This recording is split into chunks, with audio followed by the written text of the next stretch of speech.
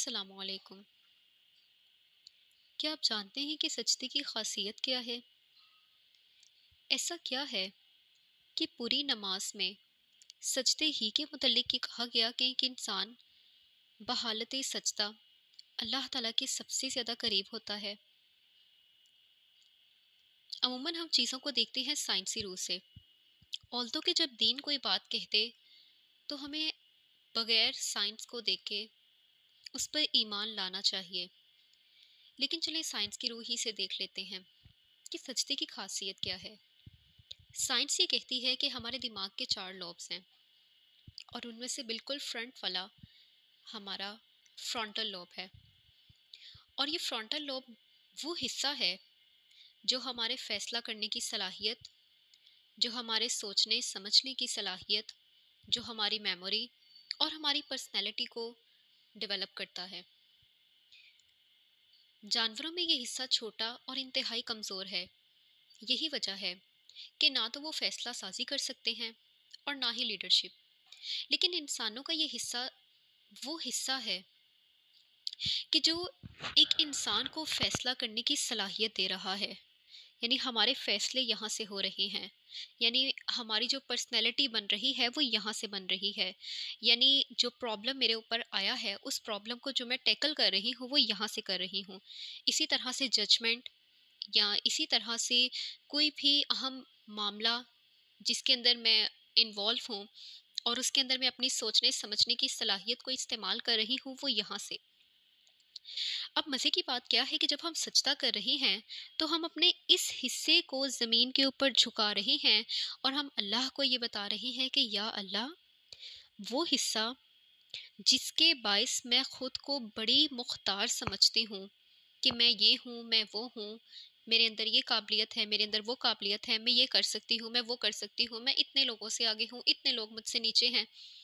میرا وہ حصہ جس کے باعث میں اپنے بارے میں ایسا گمان رکھتی ہوں، اللہ تعالیٰ میں اس حصے کو آپ کے آگے جھکا کر اس بات کی مکمل طور پر تائید کرتی ہوں کہ ہاں میں کچھ بھی نہیں ہوں۔ یعنی جب ہم سجدے میں جا رہے ہیں تو ہم بتا رہے ہیں کہ یا اللہ آپ سب کچھ ہیں، میں کچھ نہیں ہوں، میں نے اپنی ذات کو آپ کے آگے ڈھیر کر دیا ہے، میں نے اپنی ذات کو آپ کے آگے مکمل طور پر عاجزی سے بچھا دیا ہے، میں نے اپنے آپ کو آپ کے آگے عاجزی سے جھکا دیا ہے۔ پھر سیکنڈلی اس میں کیا خاصیت ہے کہ جب ہم سجدہ کرتے ہیں تو پورے باڈی کے اندر جو بلڈ ہمارا سرکولیٹ کر رہا ہے، although کہ ہمارے دماغ تک بھی ہمارا خون آتا ہے لیکن نیچے کی طرف سرکولیشن بیٹر ہے، اوپر کی جانب خون کا آنا ذرا کم ہے۔ لیکن جب ہم سجدے کی پوزیشن میں ہوتے ہیں تو چونکہ ہمارا ماتھا زمین پر ہے اور دل کی سطح بلند ہو چکی ہے تو اب خون جو ہے وہ دماغ کی جانب زیادہ آنا شروع ہو جاتا ہے، جس کے باعث جب خون آ رہا ہے تو دل کے اندر موجود تمام تر چیزیں بھی دماغ کے اندر آ رہی ہیں، جیسا کہ حسد، جیسا کہ غصہ، جیسا کہ غیبت، جیسا کہ پچھتاوے، اور وہ تمام چیزیں جو آپ کی زندگی کو اجیرن بنائے ہوئے ہیں، وہ تمام چیزیں جو آپ کو پریشان کیے ہوئے ہیں، وہ تمام چیزیں جو آپ کو دوسرے لوگوں کے آگے جھکا رہی ہیں، وہ چیزیں جو آپ کو اندر ہی اندر کھا رہی ہیں، اور وہ چیزیں جو آپ سے آپ کے زندہ ہونے کا مقصد چھین رہی ہیں، وہ تمام چیزیں ہمارے یہاں پر آ جاتی ہیں، اور پھر آپ اپنے آپ کو اللہ کے آگے جھکا کر یہ ثابت کرتے ہیں کہ اللہ تعالیٰ وہ جو سب یہاں موجود تھا نا، میں اس سب میں کچھ بھی نہیں کر سکتا، میرے دل میں غصہ ہے، بے حد ہے، لیکن اللہ تعالیٰ میں اپنے آپ کو آپ کے آگے جھکا رہی ہوں اور میں آپ کے فیصلے اب جاننا چاہتی ہوں، جیسا آپ کہیں گے، چونکہ میں نے آپ کے آگے خود کو جھکایا ہے میں ویسا ہی کروں گی، جو آپ میرے نصیب میں لکھیں گے، چونکہ میں نے خود کو آپ کے آگے جھکایا ہے، میں پریشان نہیں ہوں گی، میں ماضی کے پچھتاووں سے نکل آؤں گی اور میں مستقبل کے لیے پر امید ہوں گی، کیونکہ میں نے اپنے آپ کو، اپنے دماغ کے اس حصے کو جو مجھے سوچنے سمجھنے کی صلاحیت دے رہا ہے، اپنے اس حصے کو آپ کے آگے مکمل طور پر عاجزی سے جھکا دیا ہے۔ یہ ہے سجدے کی خاصیت۔ اور پھر میں سوچتی ہوں کہ لمبے لمبے سجدے انسان کو کیوں اتنا سکون دیتے ہیں؟ جب آپ بلا شبہ دین کو بغیر سائنسی تحقیقات کے فالو کرنا چاہیے، ہاں سائنسی تحقیقات آپ کے ایمان کو مزید بڑھاتی ہیں، لیکن اس کے بغیر بھی آپ کے اندر ایمان ہر چیز کا ہونا چاہیے۔ یہ نہیں کہ روزہ کیوں رکھا جائے، یہ نہیں کہ نماز کیوں پڑھی جائے، سجدہ کیوں لمبا کیا جائے، رکوع کیوں لمبا کیا جائے۔ ہر چیز کے پیچھے ایک مصلحت ہے جو سائنس بعد میں پروف کرتی ہے، دین پہلے ہی بتا چکا ہوتا ہے، لیکن گہرائی میں ہمیں خود جانا ہوتا ہے۔ اب آپ نے کیا کرنا ہے، صرف ایک کام کریں۔ میں نے دیکھا ہے لوگوں کو کہ جب ان کے سامنے تحمل سے نماز پڑھی جائے تو وہ یہ سمجھتے ہیں کہ یہ بڑی انوکھی اور انہونی سی بات ہے کہ اس انسان نے اتنا وقت لگا کر نماز ادا کی ہے۔ اور میں نے لوگوں کے تاثرات، لوگوں کی حیرت، لوگوں کے الفاظ سب سنے ہیں، دیکھے ہیں اور جانے ہیں۔ لیکن میں ایک ٹاسک آپ سب کو دیتی ہوں، صرف ایک کام کریں۔ بھلے ہی آپ نماز کو اپنی سپیڈ سے پڑھ لیں،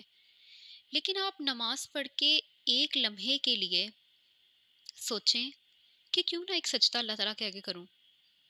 بہت سے لوگ ہیں جن کی نسبت ہم بہتر ہیں، بہت سے لوگ ہیں جو ہماری نسبت مال میں پیچھے ہیں، اولاد میں پیچھے ہیں، شعور میں پیچھے ہیں، لیکن اللہ تعالیٰ نے ہمارے عمل زیرو ہونے کے باوجود ہمیں لوگوں سے آگے رکھا ہے، عزت میں، نام میں اور بڑی چیزوں میں۔ تو کیوں نہ اللہ کے آگے ایک بار جھکا جائے، لیکن جب آپ جھکیں تو آپ اپنی نارمل سپیڈ پہ نہ جھکیں۔ یعنی یہ نہیں کہ آپ نے سر جھکایا اللہ اکبر کہہ کر اور آپ نے کہا سبحان ربی الاعلیٰ سبحان ربی الاعلیٰ سبحان ربی الاعلیٰ، نہیں۔ ایک سجدہ صرف آج میرے کہنے پہ ایسا کریں کہ جس میں 3 کی بجائے 5 مرتبہ ہی تسبیح پڑھیں، 5 کی بجائے 7 مرتبہ پڑھیں، 7 کی بجائے 9 مرتبہ پڑھیں، 9 کی بجائے 11 مرتبہ پڑھیں۔ اور اگر یہ تسبیح آپ 3 مرتبہ ہی پڑھنا چاہتے ہیں تو کوئی دعا کریں، کوئی آخرت سنورنے کی دعا کریں، کوئی دنیا سنورنے کی دعا کریں، کوئی کام جو نہیں بن رہا اور آپ مایوس ہو چکے ہیں کہ نہیں یہ تو ہو ہی نہیں سکتا، اب اس کام کے ہونے کی دعا کریں۔ آپ ایک بار ٹرائی تو کریں۔ سجدے کے کانسیپٹ کو تو آپ سمجھیں کہ کانسیپٹ کیا ہے، کہ آپ اللہ کے آگے جھک کر اپنے آپ کو بے بس اور اللہ تعالیٰ کی ذات کو قادر مطلق مان رہے ہیں کہ اللہ آپ قادر ہیں، میں کچھ نہیں ہوں، اللہ تعالیٰ آپ سب کر سکتے ہیں۔ اللہ تعالیٰ میرے دل میں جو کچھ موجود ہے نا، جو سب میرے سے باہر نہیں نکالا جا رہا، جو سب مجھے اندر ہی اندر مار رہا ہے، اللہ تعالیٰ آپ یہ سب کچھ ختم کر سکتے ہیں، اللہ تعالیٰ آپ میری حالت کو بدل دیں۔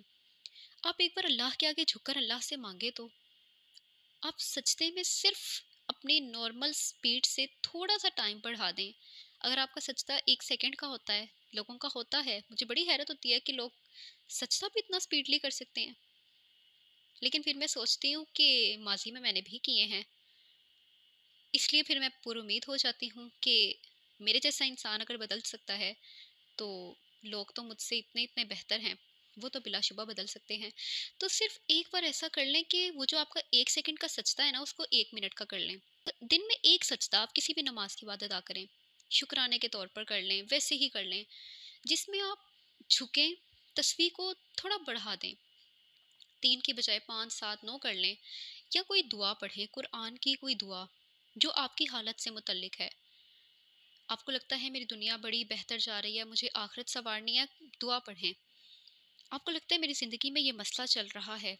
مجھے اس مسئلے کو حل کروانا ہے اللہ تعالیٰ سے، آپ اس مسئلے سے ریلیٹڈ قرآنی دعا پڑھیں۔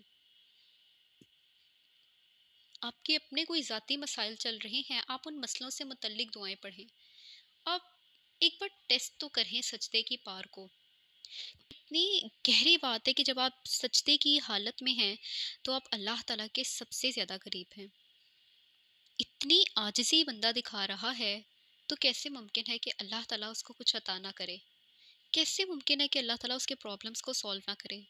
کیسے ممکن ہے کہ اللہ تعالیٰ اس بندے کی ذمہ داری خود قبول نہ کریں؟ کیسے ممکن ہے کہ اللہ تعالیٰ اس بندے کو خالی ہاتھ لوٹا دیں؟ کیسے ممکن ہے کہ اللہ تعالیٰ اس کی آہوں کا جواب نہ دیں؟ کیسے ممکن ہے کہ اللہ تعالیٰ اس کی خاموشیوں کو نہ سمجھیں؟ اللہ تو سمجھتے ہیں، اللہ ہی تو سمجھتے ہیں، اللہ کے علاوہ سمجھتا کون ہے؟ تو ایک بار ذرا سجدے کو لمبا تو کریں۔ سب سے فیورٹ پارٹ جو میرا نماز میں ہے نا وہ سجدہ ہے، اور میں سوچتی ہوں کہ زندگی میں اتنا وقت انسان کے پاس ہونا چاہیے کہ وہ لمبے لمبے سجدے کر لے، خاص طور پہ جوانی میں۔ جوانی سے پہلے شعور نہیں ہے کہ سجدہ کرنا ہے، کیونکہ اس کی بڑی حکمتیں ہیں، کیونکہ اللہ تعالیٰ کے قرب کا باعث ہے۔ اور بڑھاپے میں اتنی ہمت نہیں ہوتی کہ انسان لمبے سجدے کرے، کیونکہ جسموں میں درد ہے، اور ہم پاکستان میں رہتے ہیں، یہاں پہ ایکسرسائز کا اور یہاں پہ اپنی ہیلتھ کو مینٹین کرنے کا بالکل شعور نہیں ہے۔ تو میں یہ سمجھتی ہوں کہ جوانی میں ایک انسان اتنے سجدے کر لے کہ اس کو کافی ہو جائیں۔ حالانکہ ایسا ہو نہیں سکتا، لیکن میں یہ چاہتی ہوں، میری خواہش ہے کہ انسان اتنے سجدے کرے کہ اللہ تعالیٰ کو راضی کر لے۔ تو میں یہ کہوں گی کہ آپ اس سجدے کو انڈر ایسٹیمیٹ کرنے کی بجائے، اور ود ان اے سیکنڈ اور لیس دین اے سیکنڈ اس سجدے کو ادا کرنے کی بجائے آپ یہ کریں کہ سجدے کے اندر تھوڑے سے ٹائم کو بڑھائیں، اور اللہ تعالیٰ کے ساتھ اپنی کمیونیکیشن کو ذرا اسٹرانگ کریں۔ اللہ تعالیٰ کو پتہ ہے کہ آپ کے مسئلے کیا ہیں، اللہ تعالیٰ کو پتہ ہے کہ آپ کو کیا چیز پریشان کر رہی ہے، اللہ کو پتہ ہے کہ آپ کا رشتہ نہیں ہو رہا، اللہ کو پتہ ہے کہ آپ کی مالی مسائل نہیں ٹھیک، اللہ کو پتہ ہے کہ آپ کے قرض کتنے ہیں، اللہ تعالیٰ کو پتہ ہے کہ آپ کی اولاد نافرمان ہے، اللہ کو پتہ ہے کہ آپ کی بیٹی آپ کا بیٹا غلط راہ پہ چل رہے ہیں، اللہ کو پتہ ہے کہ بیٹا شراب پیتا ہے، اللہ کو پتہ ہے کہ آپ کا جو خاوند ہے وہ آپ کے ساتھ اچھا سلوک نہیں کرتا، اللہ کو پتہ ہے کہ آپ کے گھر کی جو عورت ہے وہ آپ کے ساتھ سنسیئر نہیں۔ جو بھی مسئلہ آپ کی زندگی میں چل رہا ہے وہ اللہ تعالیٰ کو معلوم ہے، اللہ سے چھپا نہیں ہے۔